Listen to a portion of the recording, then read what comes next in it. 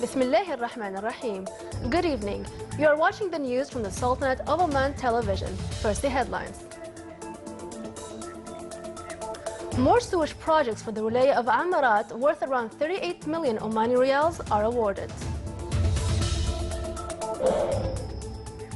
Board of Directors of Public Authority for Craft Industries discusses programs to develop handicraft sector in the Sultanate.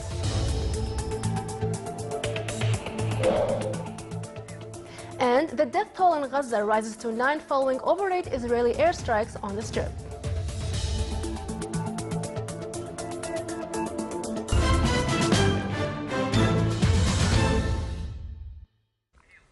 Those were the headlines. Now for the news in detail. Omani company for wastewater services, Haya Water, signed at Muscat municipality premises contracts of the third and fourth work package from sewage project for the Wilaya of Al-Amrad worth around 38 million Omani Riyals. Contracts covered laying down sewage network and treated water in northern and eastern areas of the Wilaya of Al-Amrad. The agreements were signed on behalf of the company by His Excellency Engineer Mohsen bin Mohammed Al-Sheikh, Chairman of Muscat municipality and Chairman of Board of Directors of Haya Water, and was signed for the implementing companies by their general managers.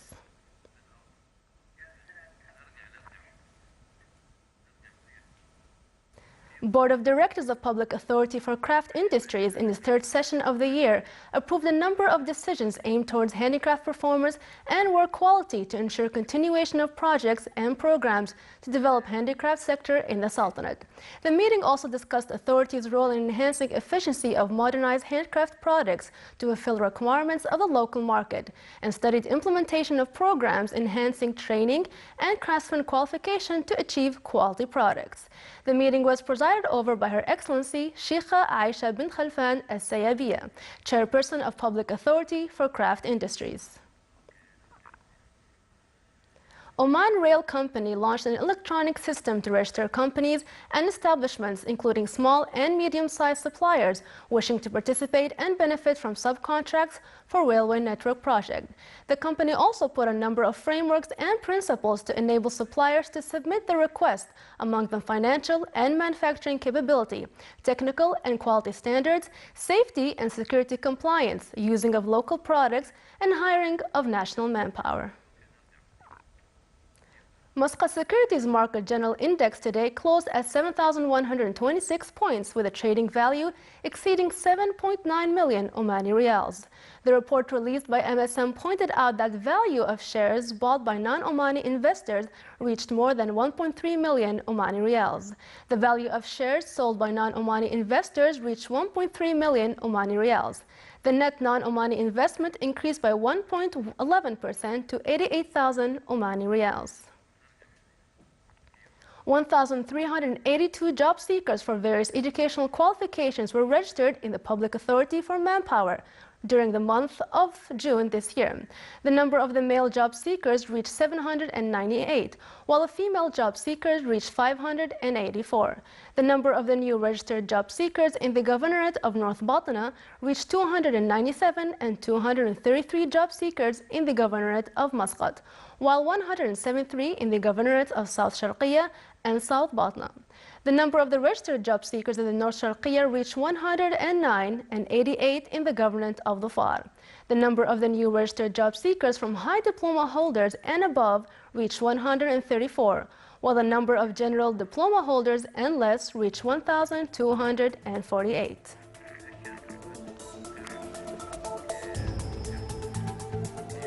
Still to come in our news bulletin. In Governorate of Brahimi, efforts are being exerted in various government and local institutions to embody principles of social solidarity and humanitarian acts during the holy month of Ramadan.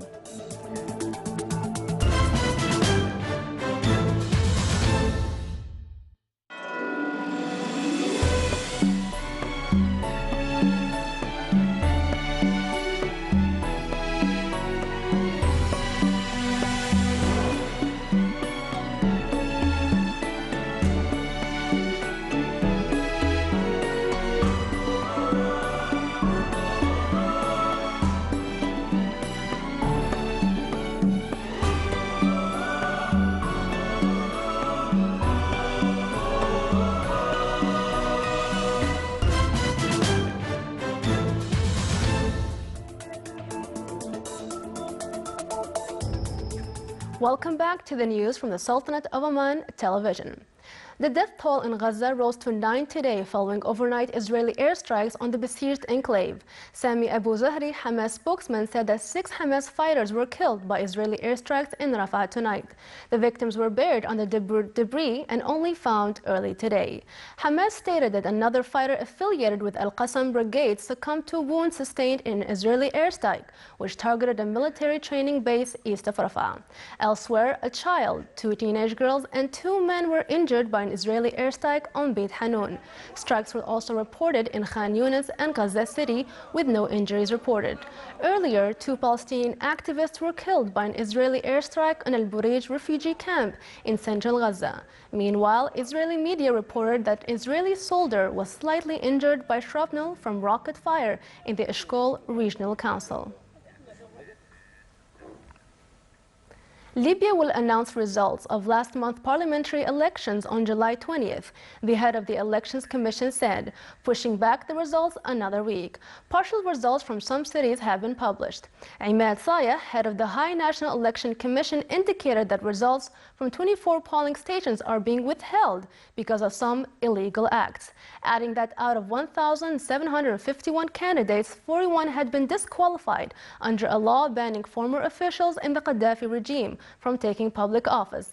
Sayah also said the commission was still waiting for the old assembly to organize a new vote in constituency where polling stations remained closed on election day due for security reasons. Fewer than half of registered Libyans voted, reflecting disillusionment with the chaos prevailing since Gaddafi's overthrow. The North African oil producer elected on June 25th a new assembly in a vote marred by a low turnout and violence. Afghanistan declared former World Bank official Ashraf Ghani the winner of last month's presidential election, run off today on parliamentary results. Ghani won the June 14th second round with 56.44% of the vote, according to parliamentary results. There was no immediate reaction from Ghani's rival Abdullah, a former anti-Taliban resistance fighter who has claimed widespread fraud and insisted results should be delayed until all fraudulent votes were thrown out. A standoff between ethnic groups or even secession of parts of the country could ensue if he rejects the results. The deadlock over the vote has quashed hopes for a smooth transition of power in Afghanistan, a concern for the West as most U.S.-led forces withdraw from the country this year. The IEC chief Ahmed Yusuf Nuristani said the commission had received a request from Abdullah's camp to review ballot papers from more than 7,000 polling stations on suspicion of fraud, a big enough number which, if recounted, could significantly alter the result. German Chancellor Angela Merkel met Chinese President Xi Jinping in Beijing today. Merkel and Xi held a bilateral meeting on the last day of a visit aimed at promoting trade with the Asian economic giant. China and Germany, the world's 2 leading exporters, had a bilateral trade volume last year of $193 billion, making China Germany's #3 trade partner ahead of the United States. After arriving yesterday, Merkel signed agreements with Chinese Premier that included a declaration that 2 new Volkswagen car plants will be built in China, a helicopter deal with Airbus, and a cooperation agreement between German flag carrier Lufthansa and Air China.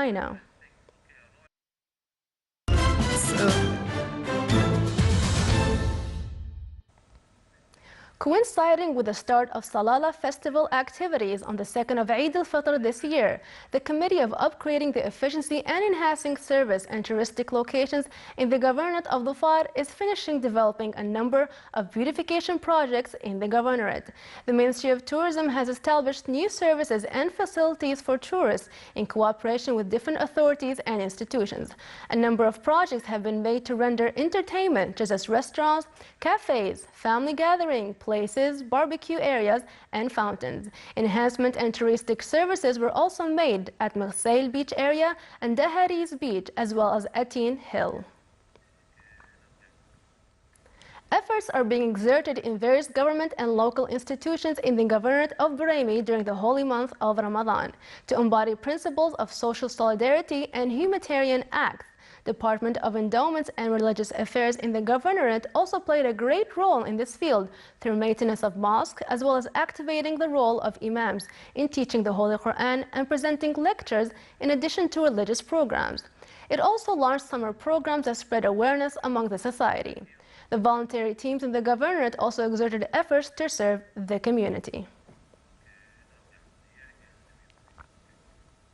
Here are the Ramadan times for tomorrow. Fajr prayers will be at 3:57 a.m. and Maghrib prayers will be at 7:03 p.m.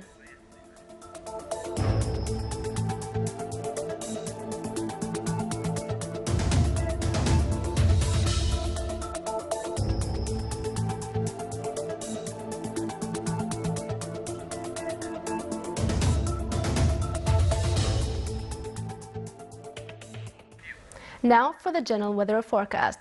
Cloudy to partly cloudy skies will prevail over the coastal areas of the governorate of Dhofar and nearby mountains, with chances of intermittent drizzle. Rest of the Sultanate will have clear to partly cloudy skies with chances of scattered rain, occasionally thunderous, over parts of the Hajjan Mountains during the afternoon. Winds will be southeasterly moderate along the coast of the Arabian Sea, while it will be southerly to southeasterly light to moderate along the rest of the Sultanate.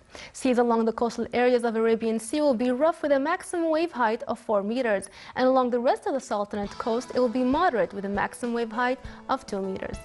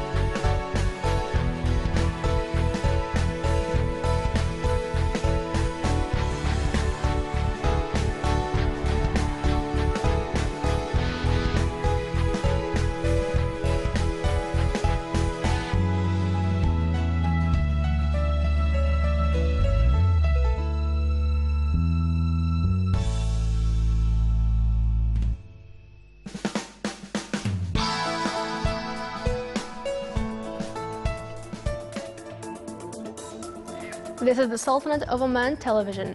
Before we end tonight's bulletin, here are the main points once again.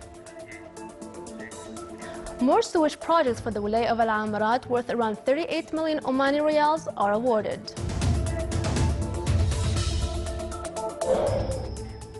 Board of Directors of Public Authority for Craft Industries discusses programs to develop handicraft sector in the Sultanate.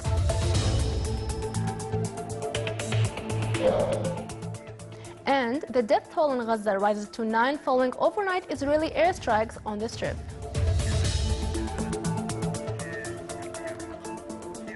With that, we come to the end of tonight's news bulletin. From all of us here at the newsroom and the studios, it's good night.